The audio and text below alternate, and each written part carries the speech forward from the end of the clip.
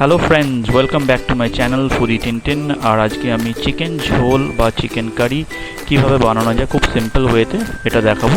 ম্যারিনেশনটা খুব ইম্পর্ট্যান্ট। তো ম্যারিনেশনের জন্য আমি প্রথমে নিয়েছিলাম 500 গ্রাম চিকেন আর 100 গ্রাম দই, আমুল দই। এটা আমি জলটা ঝরিয়ে নিয়েছিলাম, তার সাথে লঙ্কার গুঁড়ো আর একটু হলুদ আর আদা রসুন বাটাটা দিয়ে ভালো করে ম্যারিনেট করে 1 ঘন্টা সরিয়ে রেখেছিলাম।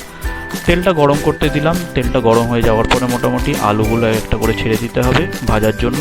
আলুটা আমি দিয়েছি কারণ যেহেতু এটা চিকেনের ঝোল, তো আলু দিলে এটা টেস্টটা আলাদা একটু এসে যায়, কারণ চিকেনের ঝোল মানে আলু দেবো না, এটা কখনো হয় না। তো একটু হলুদ আর একটু নুন দিয়ে নাড়াচাড়া করে নিতে হবে, বেশ কিছুক্ষণ ধরে ভাজবো যতক্ষণ না একটু লাইট ব্রাউন কালারটা আসছে। এরকমভাবে লো আঁচে একদম এটাকে ভাজতে হবে। কিছুক্ষণ নাড়াচাড়া করার পরে দেখুন যখন কালারটা একটু হলুদ হয়ে এসছে আর একটু লাইট ব্রাউন কালারটা হচ্ছে, আলুগুলোকে আমি এক এক করে নামিয়ে একটা অন্য পাত্রে রেখে দেবো। সেম ওই তেলটার মধ্যেই আমি পরের ইনগ্রিডিয়েন্টসগুলো ভেজে নেব। আমি রসুন কুচিয়ে রেখেছিলাম আর পেঁয়াজ কুচিয়ে রেখেছিলাম, সেগুলোকে এক এক করে ভাজবো। প্রথমে রসুন দিয়ে দিয়েছি, তারপরে কুচনো পেঁয়াজগুলো দিয়ে একটু নুন দিয়ে আমি এটাকে লো আঁচে এটাকে ফ্রাই করা স্টার্ট করলাম। তো হালকা হালকা করে এটাকে ভাজতে হবে যতক্ষণ না এটা একটু গোল্ডেন ব্রাউন কালার হচ্ছে। কিছুক্ষণ ভাজার পরে এর মধ্যে আমি কাঁচা লঙ্কা দিয়ে দিয়েছি। আমি গুঁড়ো লঙ্কা খুব কম ইউজ করেছি এটাতে। আর কাঁচা লঙ্কা দেখতেই পাচ্ছ যেরকম 5টা কাঁচা লঙ্কা দিয়ে এটাকে আরও কিছুক্ষণ নাড়াচাড়া করে নিতে হবে। এর মধ্যে আমি এবার অ্যাড করে দিলাম হচ্ছে কাশ্মীরি লাল মির্চ। কাশ্মীরি লাল মির্চটা আমি একটু বেশি পরিমাণে দিয়েছি রঙটার জন্য।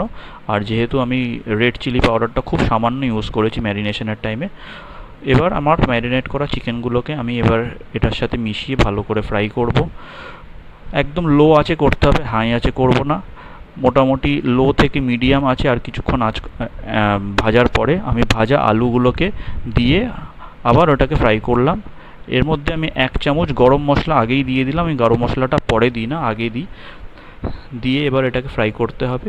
এবার জল দিয়ে একটু নাড়াচাড়া করে মশলাগুলোর সাথে ভালো করে মিশিয়ে একদম লো আঁচে কম করে 10 মিনিট আমি এটাকে ঢাকা দিয়ে এটাকে রান্না করব। ঢাকাটা সরিয়ে নিলাম। এবার দেখো মোটামুটি অনেকটা কুক হয়ে গেছে, যেহেতু চিকেন বেশিক্ষণ লাগে না কুক হতে। তো দেখতে পাচ্ছ সুন্দর একটা কালার এসছে। চিকেনগুলো এর মধ্যে অলরেডি সফট হয়েও গেছে, কারণ যেহেতু আমি 1 ঘন্টা ম্যারিনেট করে রেখেছিলাম দই দিয়ে। আর চিকেন এমনিতেও খুব কম সময় লাগে রান্না হতে। তো এরমভাবে আমি আর কিছুক্ষণ মশলাটার মধ্যে আরও ভালো করে নাড়াচাড়া করে একদম লো আছে একটু ঢাকনা ছাড়াই আমি রান্না করব। এখন দেখতে পাচ্ছ একদম কালারটা কি দারুণ এসছে।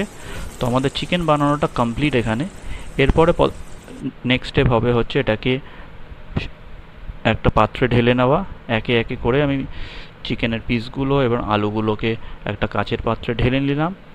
ঢেলে নেওয়ার পরে এবার এটাকে আমি, তোমরা যেভাবে ইচ্ছে এটাকে খেতে পারো, ভাত দিয়ে হোক, রুটি দিয়ে হোক, লুচি দিয়ে হোক। আমার লুচি দিয়ে ফেভারিট।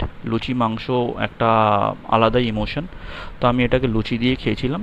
তোমরা এবার এটাকে ট্রাই করো। ট্রাই করে এবার আমাকে জানাও।